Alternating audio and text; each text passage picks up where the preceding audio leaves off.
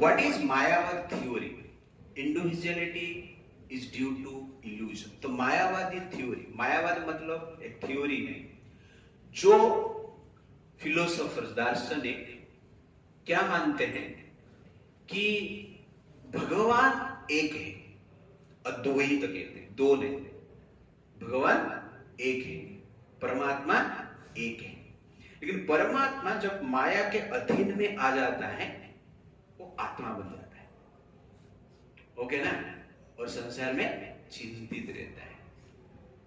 तो परमात्मा का कुछ पार्ट जो माया से कवर हो जाता है वो जनरली क्या है, चिंतित रहता है, आत्मा उसको कहते हैं.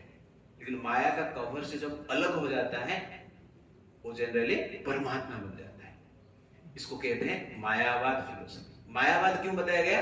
क्योंकि परमात्मा का कुछ अंश माया के अधीन में आ जाता है, इसलिए उसको क्या कहा जाता है, मायावाद कहते हैं. माया मतलब क्या है, असत्य, इल्यूजन. जब सत्य, परम सत्य जब असत्य के अधीन में आ जाता है वो दुख में आ जाता है, और उसको ही जनरली आत्मा कहते हैं. तो वो लोग एक एग्जाम्पल देते हैं, घटाकाश, पटाकाश, ओके ना. घट मतलब मिट्टी का बर्तन, मिट्टी का मटका, घट बोलते हैं उसको. तो घट में भी, बर्तन में भी आकाश रहता है ना, स्पेस से देख रहे हैं ना, स्पेस. तो घर में भी स्पेस है, ओके ना. तो घटाकाश, पटाकाश का एग्जाम्पल देते हैं. घट मतलब मटका, मटका के भीतर आकाश है और बाहर भी आकाश है, ओके ना. तो घटाकाश है, वो क्या है, आत्मा है.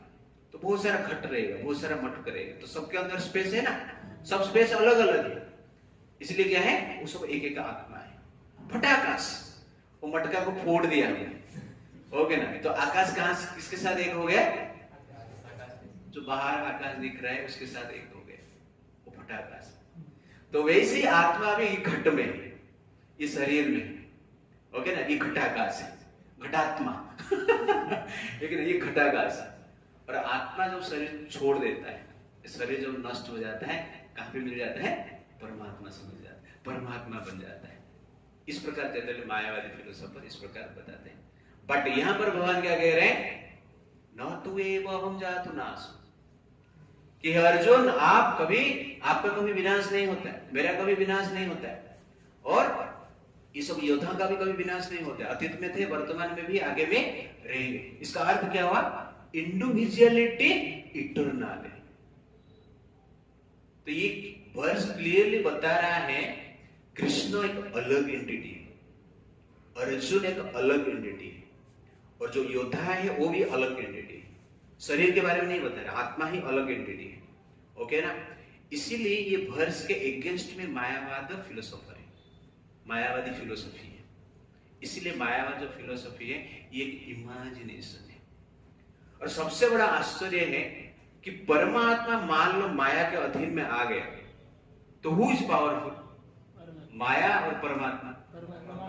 माया, परमात्मा माया के अधीन में आ गया, माया के कंट्रोल में परमात्मा आ गया, तो हु इज पावरफुल, माया is powerful. Then who is God, माया इज गॉड. माया इज गॉड मतलब नो गॉड